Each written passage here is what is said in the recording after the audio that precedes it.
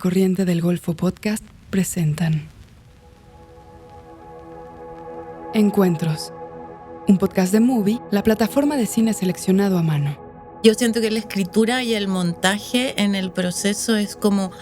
La escritura trabaja como con el imaginario de lo que va a suceder en pantalla y el montaje relata con lo que ya sucedió, ¿no? No hay vuelta atrás.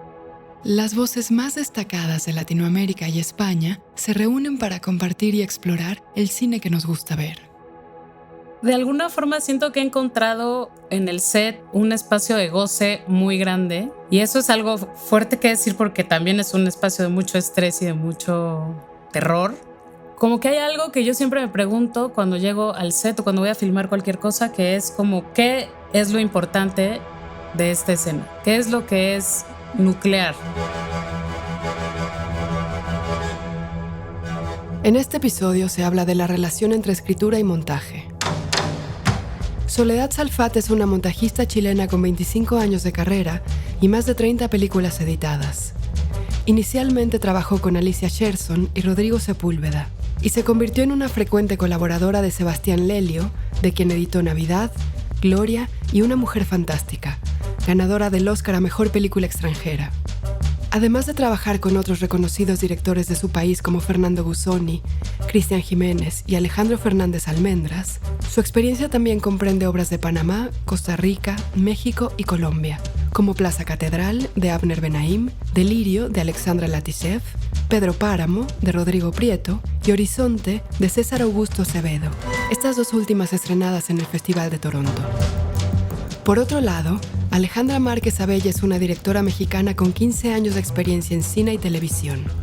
En 2015 presentó en Toronto su ópera prima Semana Santa, y 3 años después ahí mismo estrenó Las Niñas Bien, por la que obtuvo el premio a Mejor Película Iberoamericana en Málaga y 14 nominaciones a los premios Ariel. A través de su filmografía, que parte del naturalismo y ha adoptado un carácter cada vez más expresionista, ha cuestionado la superficialidad de la élite mexicana, el lugar de las mujeres en una sociedad machista y el concepto de familia. En 2023, estrenó en el Panorama de la Berlinale su tercer largometraje, El Norte sobre el Vacío, ganador del premio a Mejor Película Mexicana en Morelia y en los premios Ariel. Soledad y Alejandra se reúnen aquí para hablar de su interés por evidenciar el artificio en sus obras y de la importancia del sonido en el proceso de edición.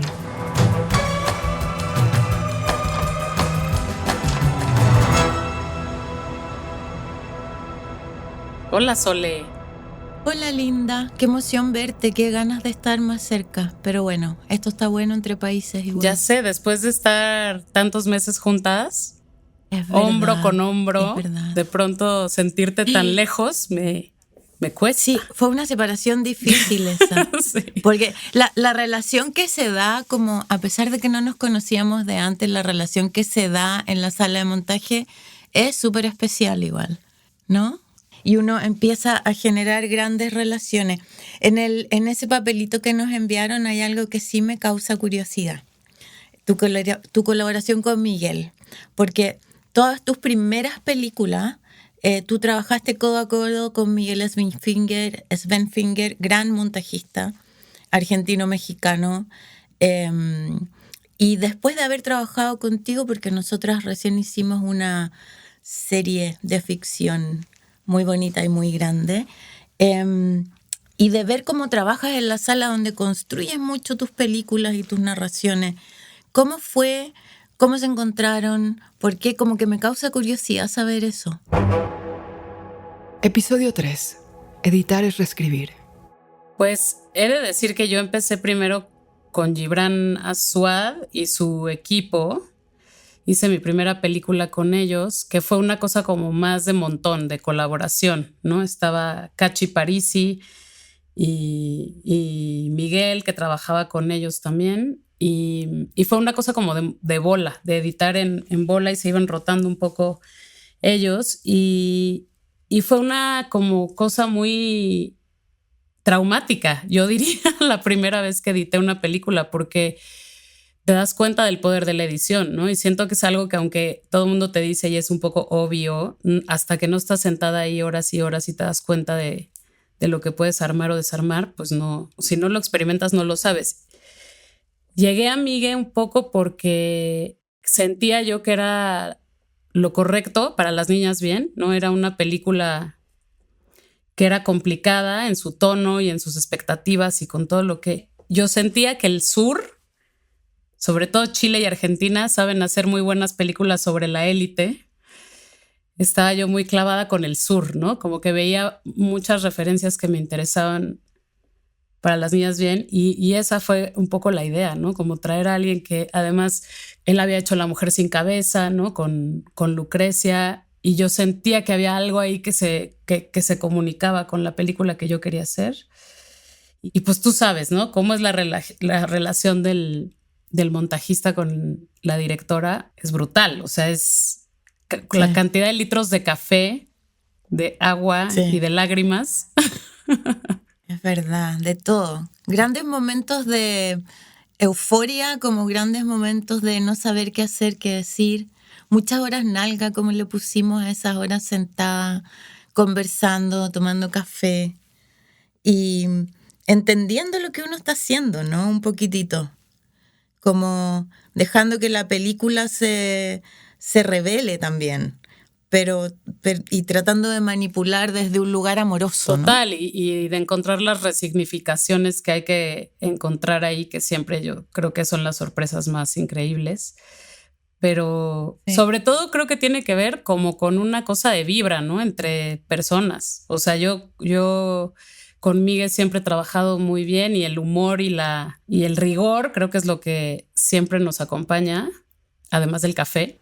Pero, Dos cosas fundamentales. Sí, mucho sentido del humor porque si no te quieres matar, ¿no? ¿Es cierto que el papá de Rodrigo y Martín es un borracho? Ya, Gaby, ya vámonos. Vamos a buscar a tus hermanos. Vámonos ya. Mamá, no, la piñata. ¿Quién te dijo eso? Nadie. Entonces, ¿por qué estás diciendo mentiras? Era una broma. Pues no dan risa tus bromas, ¿eh?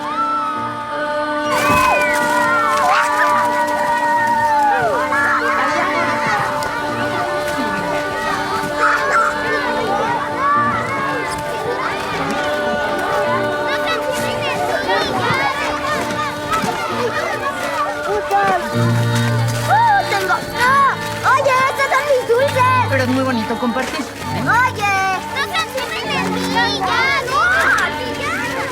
¡No! ¡Córrele, Gabriela! ¡Córrele! ¡Ya! ¡Ya, para! ¡Ya! Ya estuvo. Acabamos de escuchar un fragmento de Las Niñas Bien, de Alejandra Márquez Abella. Yo siento que la escritura y el montaje en el proceso es como... La escritura, puede ser que me equivoque, pero tú corrígeme. La escritura trabaja como con el imaginario de lo que va a suceder en pantalla y el montaje relata con lo que ya sucedió, ¿no? No hay vuelta atrás, es como decía Orson Welles, es la cocina, el momento de cocinar el cine, ¿no? Total. Yo creo que tienes toda la razón y creo que son procesos bastante parecidos como en la mente, ¿no? Quizás el material cambia, pero yo creo que nada te enseña a escribir mejor que estar en un largo proceso editorial o en varios, ¿no? Haber estado ahí, más que filmar incluso. Yo hay cosas que he aprendido en la sala de edición que me hacen pensar mucho a la hora de escribir y quizás no cambian la manera de escribir, ¿no? Porque, o sea, tengo un ejemplo justo con Las Niñas Bien que con Migue nos pasó, que es como cuando... empezábamos la película, creo que una de las primeras cosas que atacamos, que fue muy raro, ¿no? Como que estos procesos luego de trabajo que son medio desordenados tienen su razón de ser, pero atacamos primero la escena de los ponis, que es la escena donde la personaje pues está ahí como teniendo básicamente un ataque de ansiedad. Y yo me acuerdo de que cuando escribía el guión tenía 5 escenas subsecuentes que nunca supe cómo acomodar, como que una iba después de la otra y no sabía bien qué hacer. Y cuando las filmamos, pues digamos, eran bloques, eran 5 escenas, pero lo primero que hicimos con Miguel en la sala fue partirlas y hacer un desmembrado y un poco crear ese ataque de ansiedad a partir de como desmembrar 5 escenas y hacerlas una gran escena, ¿no? Y yo lo que me preguntaba mucho después de haber hecho eso, digo, bien o mal, ya verán la película y dirán los demás, pero como que lo que yo me preguntaba era, o sea, ¿será que tenemos que escribir así o ese es un proceso exclusivo de la sala de edición? Buena ¿sabes? pregunta. Como que, y creo Buena pregunta. que si consideras que el guión es una especie de como instructivo de ensamblaje, Total. de los muebles de IKEA, ¿no? Sí, pues sí. tendrías Total. que escribirlo de la forma como que se ponga a merced de los procesos posteriores lo mejor posible. No tiene que ser una obra por sí misma. Sí, no, porque ¿te acuerdas que alguna vez hablamos de esto, del proceso de Gloria, de Sebastián Lelio? Sí, que justo te de quiero... Gloria la primera, la chilena. Quiero preguntarte por las Glorias y por Sebastián, mucho. Te voy a contar todo lo que puedo. Echa. Pero en eso que estábamos hablando del guión, como sí, no, porque sí, es lindo tener una hoja de ruta desde el guión que sea súper sólida, como tener los pilares y los cimientos, que también nos pasó un poco con La Liberación, ¿no? Que es el último trabajo donde nos conocimos, hicimos juntas. Habían pilares narrativos ahí que desconstruimos en sala y que estaba súper bien escrita en ese sentido. Pero, por ejemplo, Gloria es una película donde Sebastián es un director que tiene una historia de haber empezado mucho desde la improvisación, ¿no? Su primera película, La Sagrada Familia, la filmó un fin de semana con amigos en una casa de playa y de ahí sacó millones y millones de materiales y luego la articuló en sala de montaje.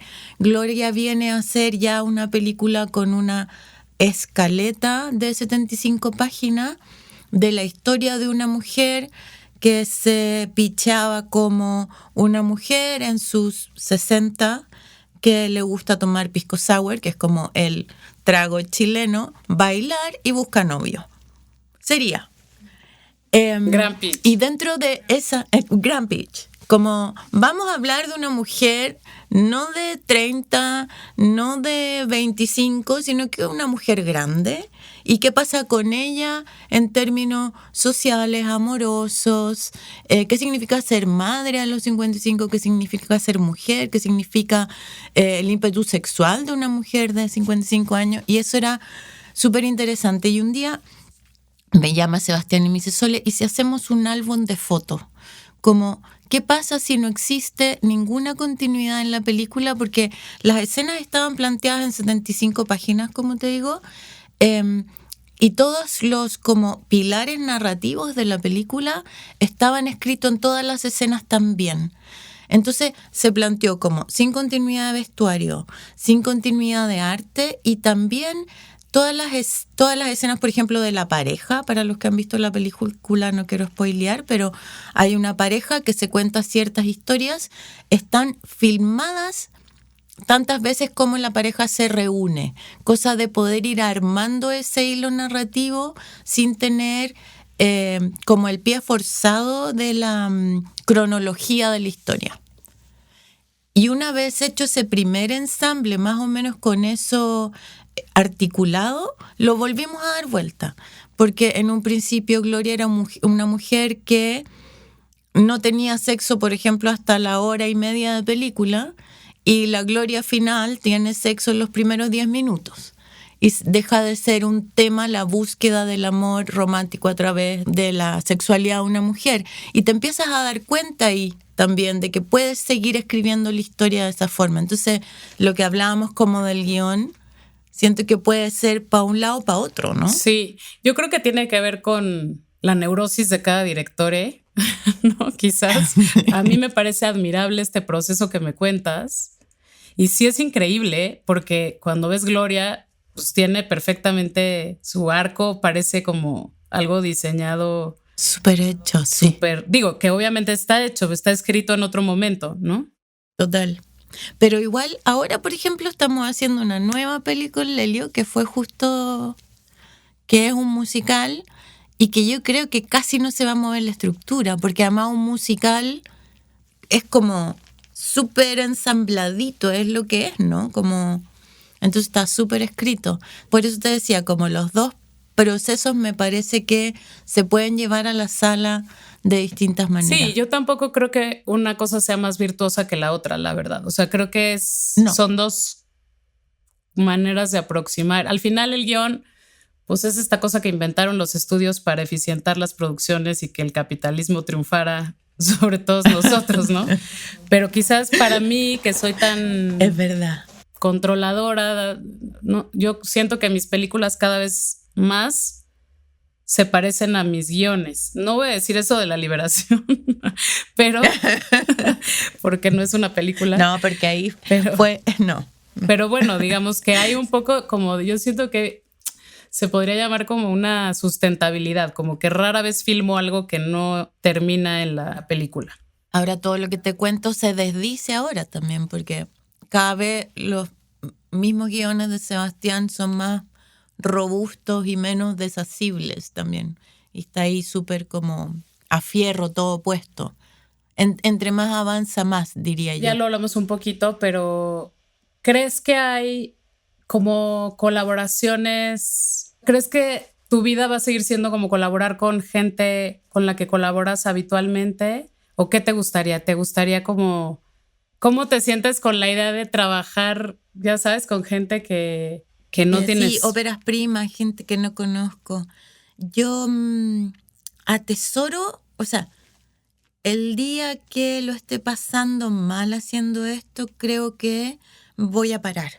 Como que para mí de verdad es importante y un placer, a pesar de lo difícil que es. No estoy diciendo que esto sea como todo endulcorado.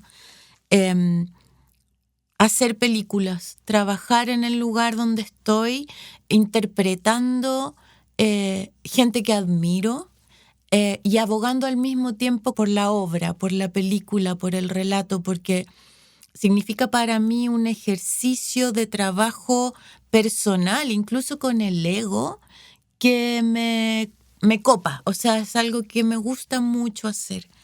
Me encanta trabajar con amigos, me encanta trabajar en colaboraciones a largo plazo, pero también estoy en búsqueda todo el tiempo soy un alma curiosa.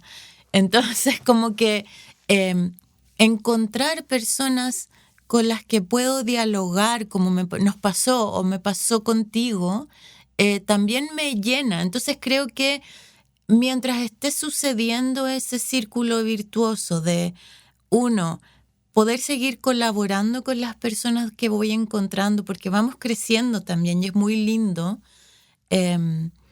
y poder seguir encontrándome con personas como tú, Rodrigo Prieto, o gente que no conozco, y que se genere este círculo virtuoso, ¿no? De acompañarnos, cuestionarnos y yo poder ponerme en ese lugar que yo a veces lo llamo como, es un lugar acá en la nuca, ¿no? En que tengo que estar interpretando este cerebro que no es el mío y una obra que ya está en el fondo, que solo tiene que hablar por sí misma, con nuevos relatos, incluso con óperas primas también me seduce mucho. Entonces, como quedarme solo con mis amigos, no.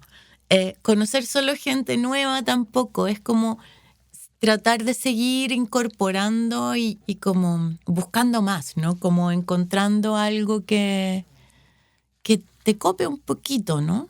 ¿A ti qué te pasa con eso? Yo pensaba ahora que decías esto con Hervé, por ejemplo. Hervé, que venía de Francia, y además vino literalmente de Francia, voló para estar en México unos meses. Y luego yo fui unas semanas para allá. Como que él me decía constantemente, como, ¿por qué estoy aquí? ¿Por qué estoy haciendo esta película yo? ¿No? Porque tú podrías haberla hecho con mucha gente. Y a mí, claro, me entusiasmó y me emocionó la idea, pero ¿por qué? ¿No? ¿Por qué querías que un francés viniera a editar una película sobre un migrante mexicano que se volvió astronauta, que además es una película en inglés, que es muy mexicana y muy gringa, pero no francesa, ¿no? Y yo le decía que había algo como de su mirada que volvía a la película más universal, ¿no? Y de sus preguntas y de lo que no entendía o de lo que quería entender más, ¿no? Que que era interesante, que yo creo que eso también nos pasó a nosotras un poco porque... Hay un espacio de mucha fragilidad del o las directoras en las salas de montaje.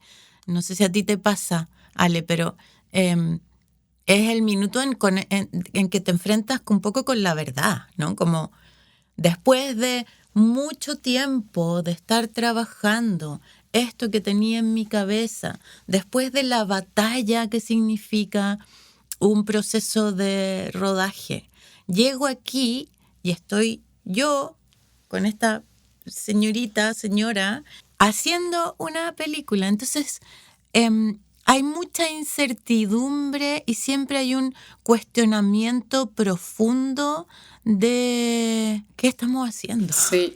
qué estamos diciendo, qué vamos a decir, por dónde tejer esto para que sea lo suficientemente sutil y fuerte. Y eso pasa desde la primera peli, yo creo que hasta la última, ¿o no, Ale? Yo creo que sí, pero no pasa de la misma forma, ¿no? Ni de la misma intensidad. Yo me acuerdo de la primera y la segunda, Semana Santa y Las Niñas Bien, me acuerdo de semanas de desazón, o sea, que yo decía, ¿qué hice? ¿No? ¿Qué hice? Además, con la carga del dinero que te gastaste, con la vergüenza pública que vas a tener. Y claro, yo creo que es necesario pasar por esos momentos, ¿no? Para entonces buscar, salvar las cosas y encontrar ideas que funcionen. Y por eso es importante, sobre todo con las óperas primas, fíjate, siento que incorporar a todos los colaboradores posibles desde el principio o desde lo más iniciado del proyecto, es decir, que el montaje no entre en la sala de montaje después que ya está todo filmado, sino que él o la montajista tenga un diálogo con el realizador o la realizadora en el proceso de creación. Solo va a hacer crecer la película y va a hacer que el momento de editar o de montar la peli, sobre todo en óperas primas, sea más tranquilo, porque de verdad es un estrés muy grande para los directores y directoras en sus primeras películas, porque no hay vuelta atrás. Claro, ya no hay vuelta atrás en el montaje. Y puedes organizar la generación de tus ideas, ¿no? A mí me gusta, pero claro, lo tuve que aprender después de no hacerlo, incorporar al sonidista, digamos, al diseñador sonoro desde los procesos previos, porque, los sapos van a hacer tal, pues hay que agarrar sapitos y hay que buscar y hay que generar esos sonidos que van a ser parte de un sistema después. ¿Cómo es tu experiencia en set? Porque a mí me toca como vivir tu lado de super partner, las dos, y en un espacio súper contenido, ¿no? Y litros de café y de guardarnos la obra. ¿Cómo te sientes tú en set? Porque eres una persona muy clara, pero al mismo tiempo muy amable. ¿Cómo lo manejas, ese batallón de personas, entendiendo la dirección desde lo femenino también? De alguna forma siento que he encontrado en el set un espacio de goce muy grande. Y eso es algo fuerte que decir porque también es un espacio de mucho estrés y de mucho terror, ¿no? Pero creo que como que hay algo que yo siempre me pregunto cuando llego al set o cuando voy a filmar cualquier cosa, que es como, ¿qué es lo importante de esta escena? ¿Qué es lo que es nuclear, ¿no? Y sobre todo cuando hay 17 voces opinando sobre si hay que hacerlo así, allá, o el actor quiere no sé qué. Yo siempre hago este ejercicio de imaginarme con mi editor o mi editora en unos meses más adelante, sola, bañada, bien desayunada, pero diciendo, cuando yo esté con Sole o cuando yo esté con Miguel, cuando yo esté con Gibran o quien sea, ¿qué me va a importar de esto? ¿Qué va a ser importante? ¿Va a ser importante que salgan los 20 litros de sangre ¿no? Sí, ok, eso va a ser importante. O no, va a ser importante que caiga en la marca perfecto, sí. O va a ser importante que yo tenga posibilidad de jugar porque no tengo claro qué es importante, ¿no? Intermedio. Movie, la plataforma de cine en línea que presenta una selección con curaduría. Películas increíbles, interesantes y hermosas de todo el mundo. obras maestras del cine, retrospectivas de directores, programas especiales, estrenos exclusivos y selecciones de los principales festivales de cine del mundo. Siempre hay algo nuevo por descubrir. Para ver lo mejor del cine en streaming, visita movie.com/encuentros y prueba Movie gratis durante 30 días. Esto es mubi.com/encuentros para obtener 30 días del mejor cine gratis. En este espacio, Soledad Salfate y Alejandra Márquez Abella hablan de algunas de sus películas favoritas. Siento que también pasó con Lars von Trier después de Melancolía en adelante, que también hizo como un poco esta vuelta, ¿no? Como que el cine volvió a tomarlo como desde la metáfora de la irrealidad después de haber trabajado en la realidad absoluta, ¿no? Sí, yo digo, un poco en este ejercicio de recomendar y de hablar de otras películas, o sea, muero de ganas por ver tu musical, porque justo en los años recientes, Annette de Leos Carax, Sí. me pareció como justo el pináculo de un poco lo que estamos diciendo, ¿no? Como que es un cuento un poco... Es impactante, O sí. sea, ya llevado a... Como Y esa a, creo que está en Movie, Annette, sí. Sí, está ahí.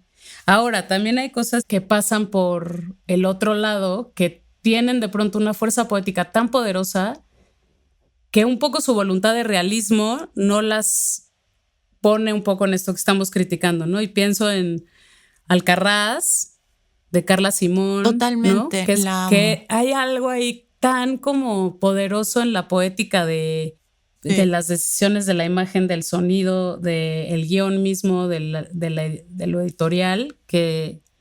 Sí, notable película. No tiene por qué ser siempre estar evidenciando los recursos, pero sí, tienes toda la razón, que tiene que ver como con hacer un poco el cine más espejo, ¿no? Exacto. Que no sé si igual tiene 1000 decisiones que se están tomando en esas películas también, ¿no? Hay un montón de hilos que se están tejiendo. Porque claro, son que pienso impecables. que luego exacto, son decisiones que pasan por el matiz o por la sutileza, que son igual de poderosas, ¿no? Y también supongo que viene de una tradición como de Víctor Erice, ¿no? O sea, cada decisión que toma, está activo, ya lo estoy echando al pasado. Y yo he de decir también que sí, irremediablemente soy... Hay otra peli que me gustaría recomendar que tiene como la atmósfera de lo que estamos hablando, que se llama Aquel querido mes de agosto, creo que se llama, de Miguel Gómez. Uh-huh. ¿La viste? No la vi, pero vimos... Que tiene como, claro, esto de rescatar lo que hay en un lugar específico, distante, una historia mínima, pequeña, que te golpea así, como con una realidad maravillosa. Dale, que te interrumpí. Pero bueno, uno no puede negar su cruz de su parroquia, y pues yo sí creo que a mí me formó la Nouvelle Vague completamente, las películas de Louis Malle antes de la Nouvelle Vague, y luego, o sea, Godard, por supuesto, y no puedo como decir que no sé, es como algo que, aunque no quieras, está ahí. Y hablábamos también mucho tú y yo de Tabú, ¿te acuerdas? ¿Verdad? También Miguel Gómez. Que pues eso, también tiene un poco esta búsqueda a través de lo simbólico, ¿no? Y de lo formal. Totalmente. Hay otra de él que está muy buena que hizo en pandemia, no sé si la viste, que se llama Diario de Otsoga, es como agosto al revés. Que es bastante más meta. Ahí se mete también en lo meta. El equipo de filmación en pandemia que se reúne en una casa. Segunda parte. Pero ahora que hablamos del tiempo, me gustaría como saber qué piensas sobre el tiempo en las películas, ¿no? Creo que eso es... O sea, yo puedo decirte que con Migue, por ejemplo, en El norte sobre el vacío y en Las niñas bien, una de las ideas principales siempre... o de las preguntas que nos hacíamos era cómo transcurre el tiempo en esta peli, ¿no? Cómo queremos que el tiempo juegue, porque claro, es tu herramienta, ¿no? Como editor, como cineasta, pues, cómo va a pasar esto, cómo se va a sentir. Yo diría que hasta en A Million Miles para mí fue algo importante. O sea, siempre, sí, ¿no? Se tiene que generar como una especie de... Tiene mucho que ver con la musicalidad que da la película en sus tiempos y en sus movimientos y cuando acelera y cuánto se detiene. Y ahora estoy bien, en este minuto estoy, como tú sabes, haciendo un musical. Entonces el tema rítmico y de cómo se van enlazando las capas, imagen y sonido para encontrar...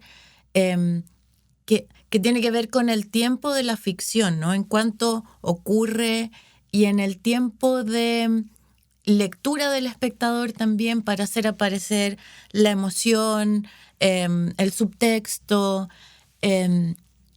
y es algo que me cuesta mucho intelectualizar, como que llevo, no sé, muchos años haciendo peli, tú también, y siento que es algo que sucede como aquí, ¿no? Como en la boca del estómago, que la película empieza a revelarse en ese como entramado, como el tejido, ¿no? Como lo que tú hablabas de seccionar 7 escenas y meterlas en un entramado que van encontrando su lógica y su tiempo narrativo, al mismo tiempo que el tiempo que tiene de reflexión para el personaje o no, o la manipulación de ese tiempo para que se sienta la ansiedad o la tranquilidad o lo metafórico, que finalmente no tiene tiempo, sino que es solo reflexión. Porque se habla mucho que el montaje es el manejo del ritmo, el ritmo como algo tangible, ¿no? Y yo todavía no lo puedo intelectualizar. Intento entenderlo, pero si existiera una gramática, no estaríamos conversando de esto. Claro. Si existiese una gramática de la imagen, creo que no podríamos conversar. Porque además cada imagen en sí misma tiene un poder único, ¿no? No hay un plano igual al otro. Hay referencias de esos, pero la respiración de la actriz o el actor en ese plano medio lo hace único. Y claro, en el fondo es como ir tensando y dejando respirar para que la película empiece a salir de la pantalla y se conecte con el otro, con el que ve, Sí. con el que interpreta, con el que la está leyendo. Eso me pasa. ¿A ti cómo lo sentís tú? No sé si puedo hablar como teóricamente o más bien de mis experiencias, como que quizás en el norte para mí era importante el tiempo de la tierra, por ejemplo, ¿no? O sea, el tiempo, hay una cosa que hicimos con el norte que es que el aspect ratio se va cerrando, se va ciñendo.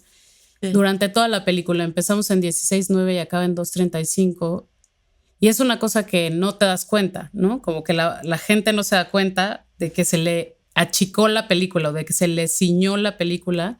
Sí. Y yo decía, bueno, igual, o sea, esto está bueno porque es como en los tiempos de la naturaleza, ¿no? Como que las cosas pasan y no te das cuenta de cómo pasan. O sea, un árbol crece, una piña se tarda 2 años en crecer, ¿no?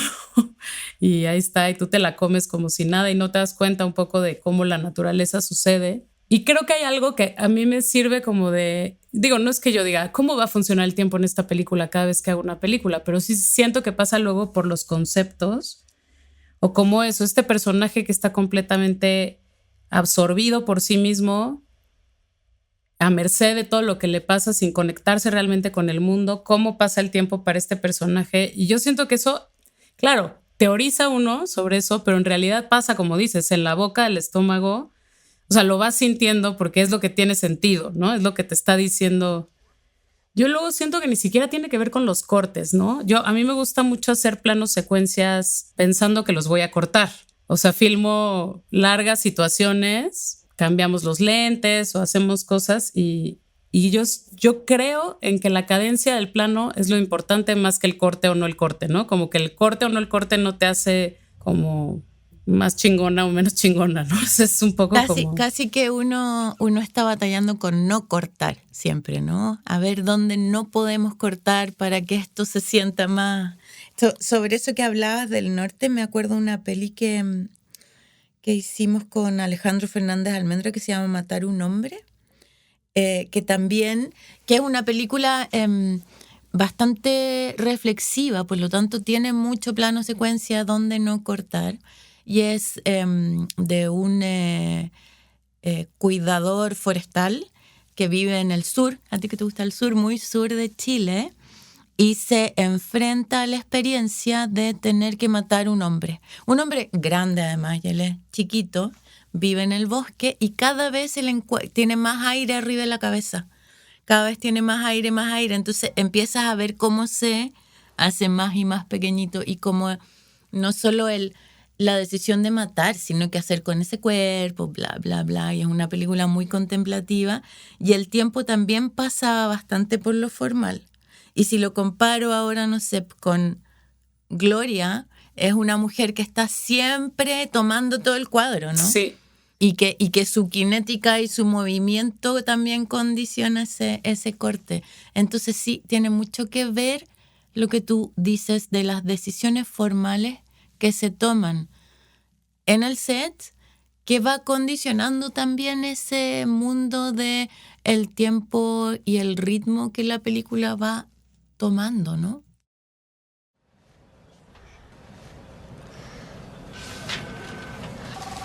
Pucha, que estáis desaparecida.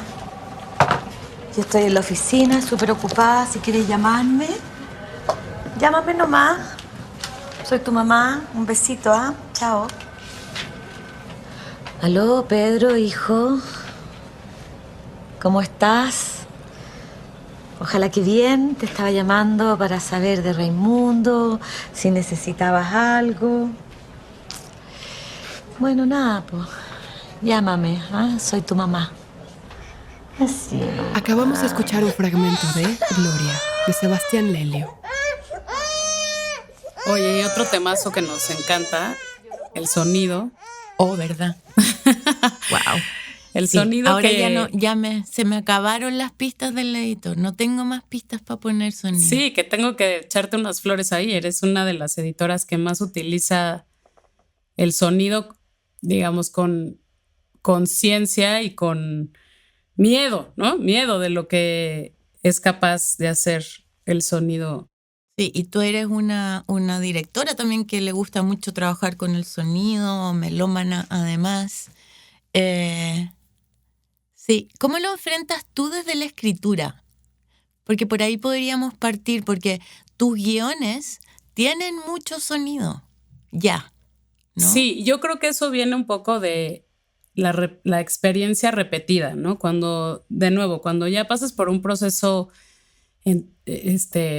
entero, digamos, de producción, cuando ya escribiste un guión, filmaste, editaste, lo volviste a hacer y lo volviste a hacer, siento que cada vez más te vuelves como más consciente de los elementos cinematográficos que tienes para narrar, ¿no? Para construir un discurso o lo que sea, ¿no? Que no necesariamente es algo que tiene que ser súper legible por el espectador, que yo creo que entre menos legible es mejor. Creo que escribo bastante con sonido, pensando en cómo se pueden narrar las cosas, no solo de forma visual o verbal, ¿no? Pero también creo que hay una gran búsqueda y un gran encuentro con el sonido sobre todo en la edición, ¿no? Ahí ves las posibilidades, además de crear sistemas sonoros. Esto le choca a los guionistas que yo diga esto. Cuando me quito mi sombrero de guionista y me pongo el de directora, digo, como que los guionistas creemos a veces que el papel es todo, ¿no? Que la película está en el papel y el papel tiene sus limitaciones, bastantes son, ¿no? Siendo este medio tan multidisciplinar, además, ¿no? Como que hay algo que por más que lo dictamines y digas esto va a pasar así, pues no, trasciende el papel. Y además yo creo que eso se acompaña de la colaboración que vas teniendo a lo largo del proceso, ¿no? Uno como guionista no es Dios y no dice, digamos, las ideas van surgiendo conforme la colaboración va sucediendo. y las ideas Totalmente. sonoras. Yo siento que yo incluso en el rodaje es como oigo cosas, veo cosas y digo, aquí debería sonar tal, ¿no? Se me ocurren y hago notas desde el rodaje. Pero claro, después, tú lo sabes, lo hemos hecho juntas, como que dices, bueno, esta va a ser la... En el norte me acuerdo que era el sapo, el sapito, ¿no? Que aparece en la película, que es un poco la representación del mal, Sí. pues es la representación del mal, ¿no? O está como vinculado con el mal, entonces vamos a hacer cómo suenan los sapos, ¿no? Y vamos a poner sapos en los momentos donde haya peligro, donde haya, digamos, ¿no? Donde nos queramos acercar a...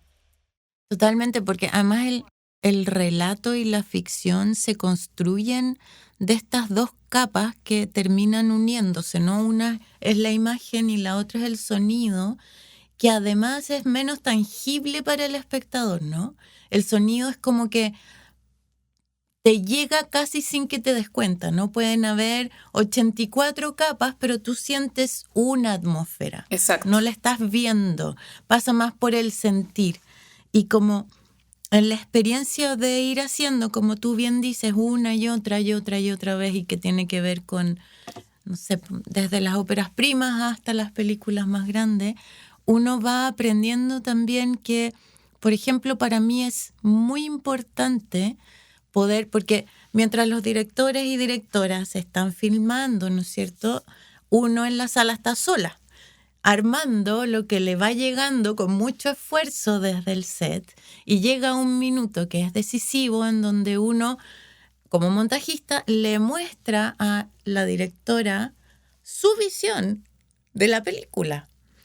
Y es un momento donde he aprendido que entre más trabajado está el mundo sonoro, por ejemplo, es donde tú puedes partir la conversación del mundo que va a plantear la peli, ¿no? Intento generar una atmósfera sonora que acompañe lo que ya filmó, lo que ya filmaste, para que se resignifique A también, mí me ¿no? impacta cómo puede el sonido arremeter contra el texto, como contra el discurso de la película. O sea, cómo puedes construir exactamente lo contrario. Cuando la gente critica un poco ciertos discursos porque dice que son apologías de cosas, digamos, cuando pareciera que en el texto se está caminando hacia un lado, yo siempre digo, sí, pero acuérdate que en el subtexto o en todo, digamos, en el lenguaje, tú puedes hacer lo contrario. ¿Y qué va a ganar? Siempre lo sutil. Digamos, cómo filmas a un fascista es más importante que el fascista. Eso es lo que estoy diciendo, ¿no? Exactamente, sí. Y digamos, cómo suena ese fascista, todo eso va un poco como a generar el discurso verdadero, que creo que la gente, incluso los medios y el mainstream y las plataformas y todo, de pronto desconocen que este poder puede, pues eso, desbaratar las voluntades más Totalmente. ganosas ¿no? de decir algo de una forma. Sí, Y totalmente. no, me acuerdo mucho como de el día que entendí que podías como humedecer una imagen por poner una gotita sonando, aunque no tuviera como razón de ser, ¿no? Cualquier imagen, tú le pones una gotita y se humedece. Tú sientes que hay como o llovió, o hay una alberca cerca, una piscina, o no, algo te dice que hay agua cerca, aunque es una manipulación total, ¿no? Digamos, por decirlo burdamente. Sí, más que manipulación es experimentación, y que va hacia el espacio metafórico desde donde se mueve mucho el cine, sobre todo la ficción, de la cual tú y yo como que estamos impregnadas. El tema que a mí me seduce de la ficción y de este relato en paralelo que tú decías, como claro, ¿cómo puedo humidificar una imagen a través de ponerle una gota de agua? Que no oculta, que el no tener que ocultar necesariamente los dispositivos que estás usando para articular ese relato, es donde yo quiero estar. No estoy diciendo que es lo que sea correcto o incorrecto, pero me seduce mucho, por lo que hablábamos también al principio, ¿no? Me acuerdo trabajar contigo, que hay muchos momentos donde se evidencia la ficción en lo que hicimos, donde los personajes se comunican con la cámara y con el espectador al otro lado del relato, entrando como en un lugar más metalenguaje, que es donde me interesa estar en términos políticos de la construcción de la narración hoy. Puede ser que mañana sea otra cosa, pero hoy día, 2024, en el mundo que vivimos, Sí. me parece que eso es lo que me mueve, me está moviendo, ¿no? Sí, con la Y yo gente creo que tan también obsesionada con la sí. realidad, ¿no? Con ver videos Sí. hiperrealistas en sus teléfonos que además no necesariamente son... Que no es realidad tampoco, ¿no? Porque está lleno de maquillajes y filtros.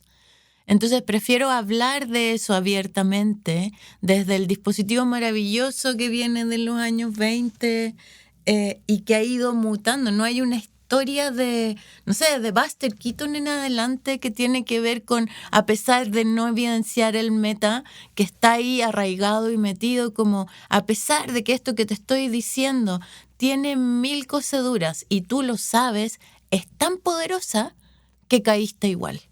Que estás aquí conmigo adentro, claro, a pesar de que yo te muestre esos hilos. Estás generando emoción y pensamiento, ¿no? A pesar de que sabes que, sí. que esto todo es falso. Yo me acuerdo mucho que en la escuela de cine, a mí una película que fue como devastadora en este sentido fue el año pasado en Marienbad de Alain Resnais. Ay, que sí. justo es una película que habla de un hombre que está intentando convencer a una mujer de que se conocieron en ese balneario donde están un año atrás, ¿no?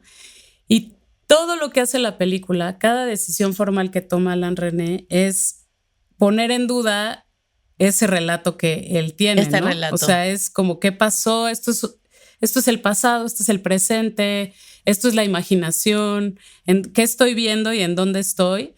Y claro, pasa con el vestuario, un poco lo que decías de Gloria, si trae el vestuario, de pronto hay cortes en continuidad, pero el vestuario cambia, o de pronto ves una orquesta de violines que suena como piano.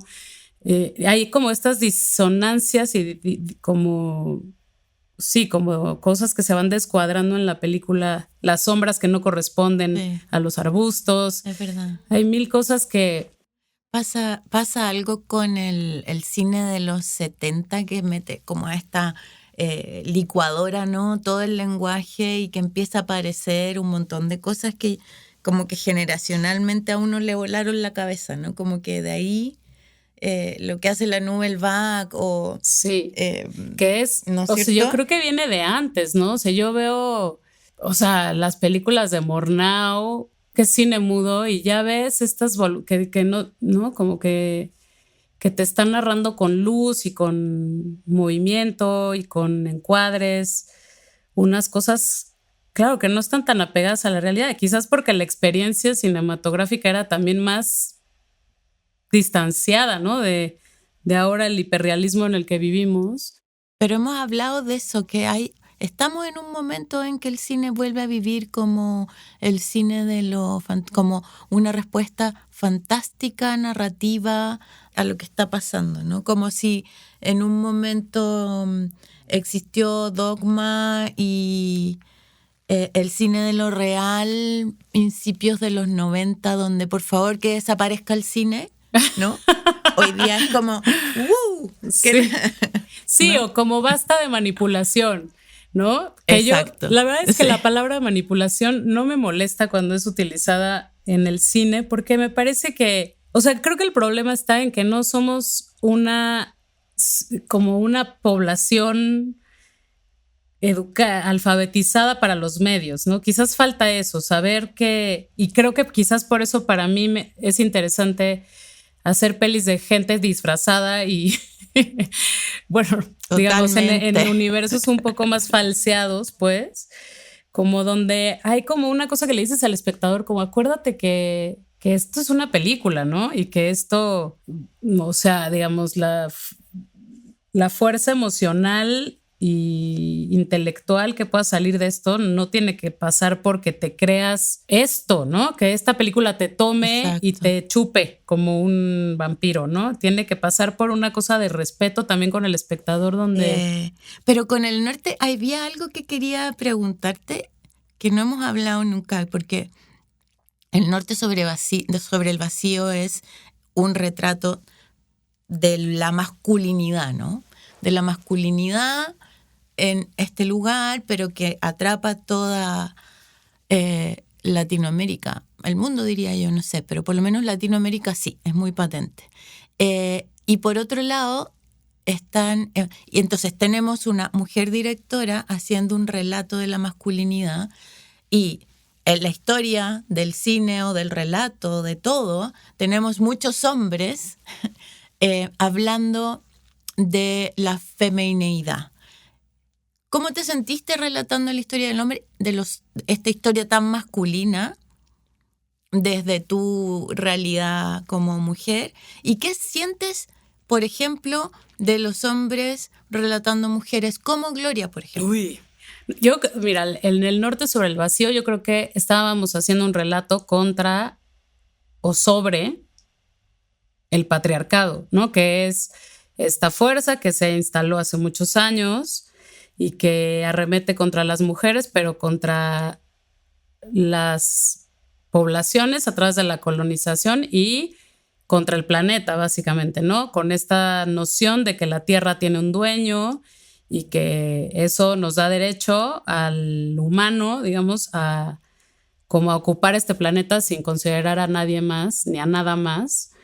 Y eso fue como interesante para nosotros porque no nada más era retratar a un hombre, sino era como tratar de tejer un discurso que no fuera antropocéntrico. O sea, donde la mirada estuviera puesta en una especie de entidad que no sabíamos bien qué era, ¿no? Si era un animal o si era como una especie de entidad fuera de la experiencia del planeta Tierra, ¿no? Que miraba un poco a esta situación tan burda y tan local, digamos, con unos ojos de extrañeza o con unos ojos un poco más alejados. Siento que en este caso fue así, pues, pero para mí es muy sencillo, ¿no? Hay que filmar a las mujeres como personas, básicamente, que existen, que miran, que tienen ganas, que van al baño, que toman café, que tienen tristezas y sobre todo que son corruptibles y malas a veces, ¿no? Y creo que cuando yo veo que eso está como en Gloria, yo no tengo más que decir, ¿me entiendes? Lo que pasa es que son las grandes excepciones a la regla. Y yo creo profundamente que cualquiera podría contar cualquier cosa, que claro, tienes que informarte, que tu experiencia te acerca a otro tipo de experiencias que es difícil saber narrarlas si no las tienes en tu radar. Pero yo estas cosas como del female gaze y de la diversidad un poco las entiendo como que hay que abrir el rango de visión, ¿no? No es cambiar la visión de A a B, sino como que el rango de lo que miras y de lo que comprendes desde el lenguaje cinematográfico está un poquito más abierto, ¿no? O sea, dejas entrar más cosas. Sí, es verdad. Es totalmente verdad. Incluso la visualización del patriarcado, como que ha venido la denuncia de este patriarcado infame o capitalismo o sistema que está colapsado, llamémoslo como queramos, o de esta visión de la humanidad que se nos implantó, no sé, pues desde los inicios de la agricultura en adelante, está viniendo a ser denunciado también por el relato fílmico de las nuevas voces femeninas, siento yo. Y que eso es tremendamente importante también en términos políticos, ¿no? Sí, yo creo que es importante y que es bueno que suceda. Yo donde un poco como que digo, hay que un poco ponernos más conscientes todas, es en que hay que utilizar el lenguaje, ¿no? De nuevo, el subtexto, el poder de lo sutil, de lo que no pasa por el discurso nada más, por el texto nada más, porque hay una cosa que se vuelve muy frágil si solo pasa por el texto, ¿no? Sí, porque finalmente es como claro, si se pone todo tan en primera línea, es como tratar de implementar verdades en el relato. Y las grandes películas hemos hablado de esto, plantea preguntas, ¿no? No te entrega respuestas, ¿no? Como las grandes películas que a uno le quedan adentro, te vas cuestionándote constantemente sobre 1000 cosas, más que generar respuestas duras y tangibles a las preguntas que plantean, ¿no? Y yo creo que eso tiene que ver también con lo sutil que tú hablas. Mira, a mí lo que me pasa es que veo luego cosas que tiran un discurso o que se asocian con personajes gloriosos, ¿no? Que representan nuestras causas, pero luego al descuidar un poco el lenguaje y lo que está pasando de forma inconsciente a través de los elementos cinematográficos, ese discurso se desdice, porque como decíamos, el sonido, pues tú puedes construir en contra. Y si no estás cuidando, porque además hay que saber, digamos, que las mujeres y la gente, estamos todos educados a través del discurso visual masculino. No existe todavía, o sea, tu educación visual es completamente machista, vamos a decirlo así, ¿no? Machista y patriarcal. Patriarcal. Sí. Entonces, yo siempre digo que... La hegemonía de la belleza, de los cuerpos. Exacto, desde dónde se ven las cosas, cómo se filma un espectáculo, cómo se filman unas piernas, qué es, ¿no? Cómo siente una mujer los celos, en fin, un montón de cosas que siento que toma tiempo pensar cómo darles la vuelta, porque la primera idea que se te ocurra va a ser la que te da un poco esa educación. Y eso toma tiempo y eso hace que todo sea más difícil, ¿no? No naces así como siendo una mujer deconstruida, ¿no? Y ejercitarlo en tu oficio, de nuevo, pues es otro reto, ¿no?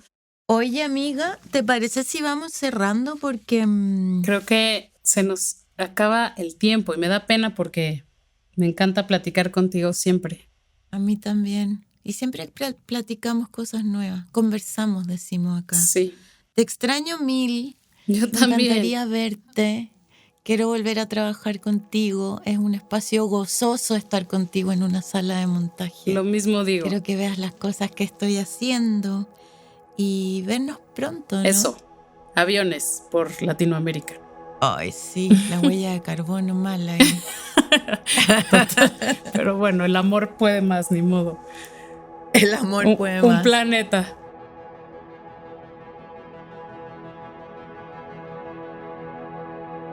Encuentros, un podcast de Movie, la plataforma de cine seleccionado a mano.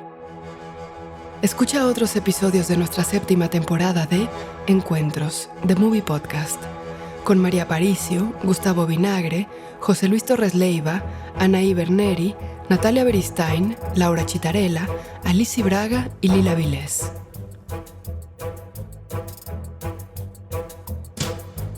Esto fue Encuentros, The Movie Podcast, con la participación de Soledad Salfate y Alejandra Márquez Abella. Idea, F.K. Karel, Sandra Gómez, John Barrenechea y Ricardo Giraldo. Producción, Ricardo Giraldo y Fernando Peña. Productores ejecutivos, F.K. Karel, Sandra Gómez, John Barrenechea, Diego Luna y Gael García Bernal. Investigación, guión y transcripciones, Andrés Suárez. Apoyo en guión y transcripciones, Fernando Peña. Coordinación de invitados, Mónica Pérez. Edición y música original, Andrés Solís. Voz, Elvira Liceaga. Marketing y comunicación, Sofía Chacón y Fabiola Quintero. Grabación de Soledad Salfate en Chile, Karen Cruces en Filmosonido. Grabación de Alejandra Márquez Abella en México, Andrés Solís en NAV Audio. Gracias a Amira O. Azuara.